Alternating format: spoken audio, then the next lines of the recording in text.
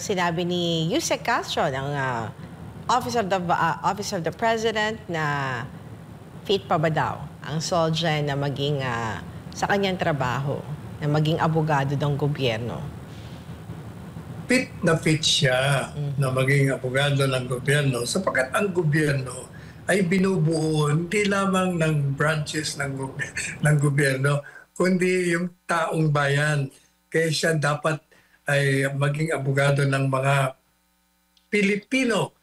Siya'y nanindigan at sinusunod niya, pinatutupad niya yung kanyang sinumpaan na